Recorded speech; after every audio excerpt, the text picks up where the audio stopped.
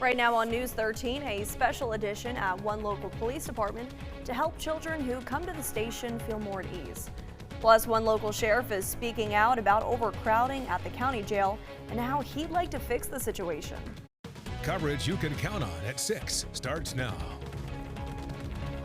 First at 6, a North Myrtle Beach mechanic is picking up the pieces after an early morning fire destroyed his motorhome. Thanks for joining us at 6. I'm Adriana Lawrence. The fire also damaged his shop and several vehicles. As News 13's Morgan Baker reports, no people were hurt, but one pet did not survive. Witnesses here to the fire near Madison Avenue and 16th Avenue South in North Myrtle Beach say the flames from the fire were radiantly hot. Almost being like in a tanning bed, really hot, and until they started putting on the water, I was actually afraid that our golf cart windshield might melt. Take a look at this video of the fire as North Myrtle Beach fire crews work to put out the flames. Witnesses I spoke with say it only took about 20 minutes for firefighters to get the fire out, but the damage was already done. The fire department says the fire began in the motorhome, destroying it, and also damaged 5 vehicles and a mechanic's shop. No one was hurt, but a dog died. I spoke with one witness who says he could see the smoke from the fire from across Highway 17 South, where he works at Beechwood Golf Club. We drove over here and it was really blazing. We could feel the heat from across the street, which is probably 200 yards away. We could feel the heat from the fire. I spoke with the mechanic who owns the shop and lived in the motorhome. He did not want to go on camera, but he says he thinks the fire could have been electrical and that it caught very fast. He says his first priority was making sure his dogs got out, as besides the dog that died, his 2 other dogs made it out safely. He says his shop will stay open. We could hear things going off like bang, bang, bullets or cans of paint or whatever going off. We weren't sure what it was. But I feel bad a dog died in it, but we feel good it wasn't a person anyway. The cause of the fire is still under investigation. Reporting in North Myrtle Beach, Morgan Baker, News 13. Morgan, thank you. New tonight, the South Carolina Department of Public Health says drug overdose deaths are dropping across the state. DPH says the newly released 2024 drug overdose deaths report shows a decrease for the second year. Take a look at your screen here. These are the numbers for our local counties. The data shows the highest number of overdose deaths in Horry and Florence counties. But those numbers dropped about 33% in both counties compared to the previous year. DPH says fentanyl is blamed for the majority of overdose deaths in South Carolina. The agency offers opioid overdose safety kits at health departments across the state. Well, a visit to a police department can be intimidating, especially for a child. Now, Horry County Police created a comfort room designed to help young victims feel a little more at ease during some of their most difficult moments. News 13's Cameron Townsend takes us inside. For a child, walking into a police department can be frightening. Now in Horry County Police Headquarters, a room that was once used for storage is now filled with toys, books, puzzles, and games. The new Kids Comfort Room was created for children impacted by crime or who may need to spend time at the department while their family speaks with detectives. One of the detectives more recently came to us and said, I wish we could get that room back because she needed to interview a woman, and the woman had children and couldn't find child care. And so I was preparing to put the child in my own office to be able to care for them. That conversation sparked an idea. Victim advocates, detectives, and community partners came together to transform the space. We actually got a call from them asking if they wanted to set up a comfort room for kids. And so we provided them with some toys and some furniture and some other things. From stuffed animals to coloring books, every item was chosen with one goal in mind, helping children feel a little more at ease. It makes a huge difference in that time period where they just don't really understand what's going on. And police say the room is already doing just that. Earlier today, its youngest visitor spent time playing games and left with a few stuffed animals. She loved it.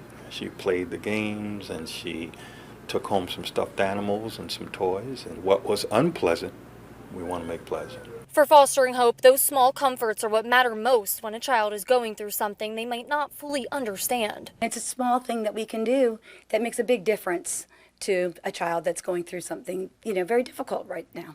Police say they hope the room continues to give children a safe space during some of their most difficult moments. Information on how to donate can be found on our website, WBTW.com. Reporting in Horry County, Cameron Townsend, News 13. Cameron, thank you. A Loris woman is speaking out after someone stole hundreds of dollars worth of golf and softball equipment out of their truck bed early yesterday morning. Take a look at your screen here. This is ring footage showing a man trying to open a car door before making his way to the back of Megan Galinti's driveway where the truck full of equipment was parked. This occurred at 4:13 a.m. And we see this gentleman trying to open my Ford Edge, and he's unsuccessful because it's locked. And then all of a sudden we see him go to the truck and just go straight for the bed. And in the video, you hear him clearly open it and everything was gone. And we've reached out for police reports on the theft and are waiting to hear back tonight. Galinti asks anyone with information on the theft to come forward. For months, Scotland County Sheriff Ralph Kersey has been very vocal about overcrowding and safety concerns at the county's detention center. He recently spoke with the County Board of Commissioners about those concerns. News 13's Eric Cooper went to Scotland County to hear the sheriff's concerns. Sheriff Ralph Kersey says that even though he has only 5 months left in office, he does not want to leave the next sheriff with the issues that he inherited when he was elected. Kersey says his immediate concern is for his employees working at the county detention center. He says he does not want what recently happened in Bertie County to happen in Scotland. Bertie County had a hostage situation with 88 inmates, and they had 4 employees on each shift. I have 189 inmates, and I have 3 to 4 employees on each shift. Along with the need for help and space, Kersey says he frequently gets calls from people about their loved ones in jail.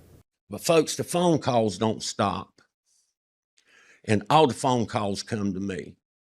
If they call through that county, they forward to me. If they come from outside, they come to me.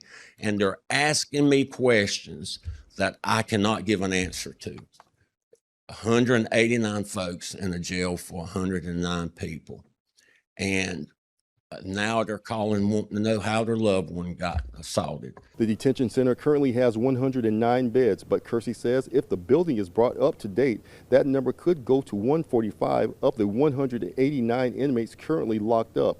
80 are sleeping on pads on the floor. If you put 6 and 7 people into one cell block or one cell that only has 2 beds, you're going to have problems. So far, there has been no corrective action or funding provided by the board to resolve these issues. To hear more from Sheriff Kersey speaking with the Board of Commissioners, you can go to our website at WBTW.com. Reporting in Scotland County, Eric Cooper, News 13. Eric, thank you. Duke Energy is working to upgrade its energy grid to help protect against outages during severe weather, restore power faster, and get ready for new generation technologies. Duke is also expanding its self-healing technology, which automatically detects outages and reroutes power to get the lights back on faster. We're replacing poles, upgrading lines, looking at cleaner generation, adding that. South Carolina is the fastest growing state in the nation, so we certainly want to invest in our grid to make sure that that power is there for our customers 24/7. The utility is also using advanced equipment like amphibious trucks, drones, and helicopters to get to hard-to-reach locations faster during an outage. Attention back-to-school shoppers or anyone looking to save a little money. We now have the dates for South Carolina's annual tax-free weekend. Shoppers can make purchases minus the state's sales tax August 7th through the 9th.